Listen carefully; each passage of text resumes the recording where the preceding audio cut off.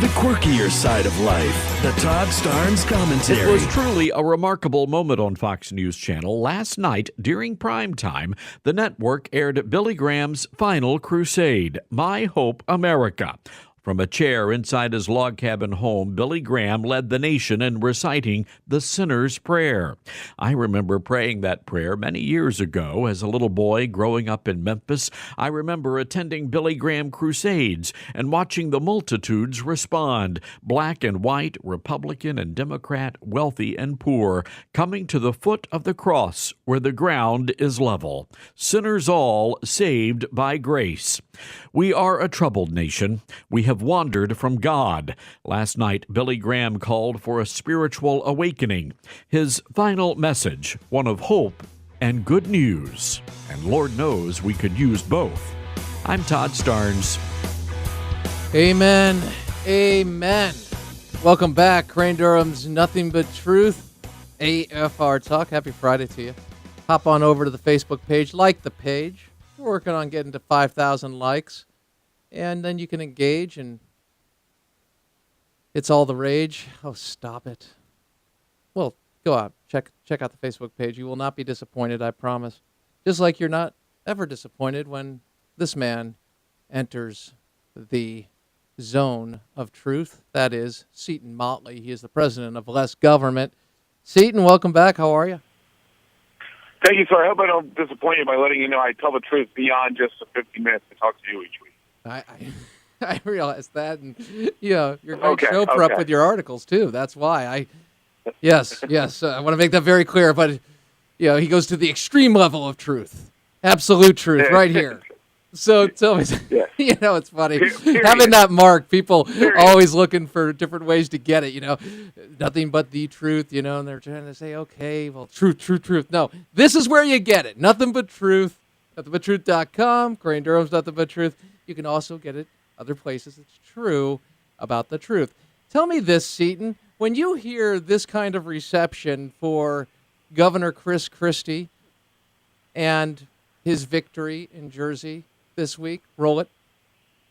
Well, good morning, Charlie and Nora. In one sense, the races in New Jersey and Virginia were a split decision, one going to the Republicans and one to the Democrats. But both races have something in common, an emphasis on compromise and reaching across the aisle.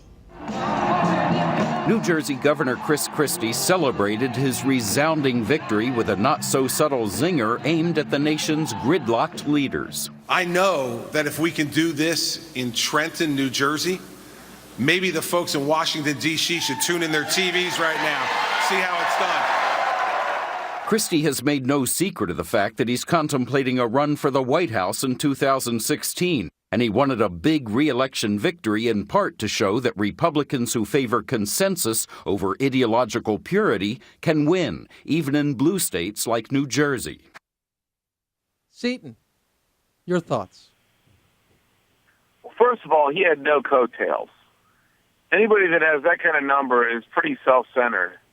To inflate his number to that degree and not help not carry anybody with him in the state of New Jersey across the finish line. It's very difficult for down-ticket Republicans to run against people that Christie's hailing as having endorsed him. Okay? That makes it very difficult for down-ticket Republicans. Second of all, a bunch of people went and campaigned with Ken Cuccinelli in Virginia, who ran a horrible race, by the way, and was saved by Obamacare. But and I like Cuccinelli, don't get me wrong, but he ran a terrible race. Okay, well, break that down a little. Not to interrupt your point. Go ahead. Please. Well, yeah, I'm in the D.C. area, so I listened to months and months and months of ads of McAuliffe saying Cuccinelli wants to ban contraception, and just a whole bunch of lies, just outright lies. And for months at a time, I'm sitting there going, why doesn't Cuccinelli should come on, look at the camera, and laugh and say, do you really seriously believe that I'm going to ban contraception as a governor of Virginia after I was an attorney general of Virginia and didn't ban contraception? These are absurd, dishonest, fraudulent. There should have been a response. There was no response. He got killed among women because he let these ridiculous charges against him stand. This the whole campaign. I mean, he was outspent 10-1, and I think that was a factor before Bloomberg came in with his $1.5 million to just pound on Cuccinelli's head. And because of Obamacare, Cuccinelli only lost by 3 points with, by the way, a libertarian Sarvis in the race who A, wasn't a libertarian, and B, was funded by an Obama donor from Texas. So, yeah, I mean, with all the things arrayed against him, no Republican, Karl Rove did nothing to help Cuccinelli. Nothing. Because they want to set up the narrative that the moderate Chris Christie way is the way to go, and Ken Cuccinelli and you radical conservatives need to shut up and sit down and vote for whoever we tell you to. And so Karl Rove did nothing. The establishment did nothing. The RNC spent $3 million. They spent $9 million 4 years ago for McDonald. They spent $3 million and some change this year, and most of it was to establish and set up post-election autopsy analysis information. It was not to Cuccinelli's benefit. It was just to set up equipment and stuff. I mean, it was completely had nothing to do with helping Cuccinelli. So this was the entire establishment. You had Bill Bolling, by the way, the lieutenant governor of Virginia, Republican, who ran against Cuccinelli in the primary and lost, actually campaigning against him in Southern Virginia. And with all of that going on, he lost by 3 points. And because this is the establishment, this is what, and that's what Christie Does the establishment like to lose? I mean, my question is, the Yeah. establishment likes their guys to win. Mm-hmm. The reason they hate Ted Cruz is because Ted Cruz owes them nothing. The establishment endorsed Lieutenant Governor David Dewhurst in Texas, who's awful. I live there. He's terrible. And they endorsed him, and they spent a ton of money in the primary, and Dewhurst is a rich dude, spent a ton of his own money, and Cruz beat them all. So they think they're look. All you need to know about Karl Rove is what happened in the 11th hour 2012 election. Pennsylvania was never in play. It was never contested. It was going to Obama. The way these ad buys work is the consultant gets a 15% commission check on all the ad buys. So the more TV they buy, the more money they make. Pennsylvania was never in play. So what happens is months in advance in the swing states, all the ad time is bought up way in advance, months in advance. Well, because Pennsylvania was never in play, no one bought any ad space. So at the 11th hour, Karl Rove said, oh, goodness, Pennsylvania's in play. So they bought up all the available ad time, got their 15% commission, and, of course, Obama won by like 4 or 5 or 6 points in Pennsylvania. That's all you need to know about these clowns. You don't get a commission of that size. You don't get any commission for building a grassroots network, which is what needs to happen. You get a 15% commission for running more stupid TV ads. We'd be a lot better off if we took the money we spent on TV ads in the Romney campaign and bought a television network. That would be a much better use of that money. So the establishment wants non-conservative. Look, the way we've gerrymandered all these congressional districts, most Republicans aren't threatened by Democrats. They're threatened by Tea Party Republicans because they're in 70% Republican districts. They're not going to lose to a Democrat. They might very well lose to a Tea Party challenger in the primary. So they're fighting 10 times as hard against the conservative base of their party than they are against Democrats. Bill Bolling, David Dewhurst, John Cornyn and Mitch McConnell whipping against Ted Cruz. Somebody leaking data on Ted Cruz, opposition research, to Chris Wallace before he goes on television to try to damage him. I can't remember the last time the Republicans released opposition research on Barack Obama for any of his television appearances. By the way, a much more target-rich environment than Ted Cruz. So all of this is they want to win on their terms, and they will happily lose a race like Ken Cuccinelli's if it furthers their objective, which is to run moderates, to try to win moderates, Because as we know, we're in our second McCain term, we're in our first Romney term. It works so well on a national level. Well, with Romney, surely the 15% commission wasn't trumping Rove's desire to win. So, no, go ahead. But there was a lot of money he wasted in Pennsylvania that could have been spent in Ohio, could have been spent in Virginia. States we narrowly lost that we may have won. I mean, did you hear anything from Crossroads GPS in the Cuccinelli race? I didn't, and I live here. They did nothing. He sat on his hands and did nothing. How do you... Here's the thing. As with any audience, there's the audience that is conservative, Christian, like me, who's in here and probably agrees with a good portion of what I say. And then there's part of the audience that is, I don't want to say, and when I say conservative Christian, I'm saying both and together, and you understand where I'm coming from. And then there's part of the audience that doesn't agree with me, and then there's that's willing to engage, sit at the table and say, okay, I want to take a good look at this. He calls it nothing but truth. Tell me, is he speaking truth to me? They're willing to engage. And then there's the faction that just wants me to push daisies tomorrow.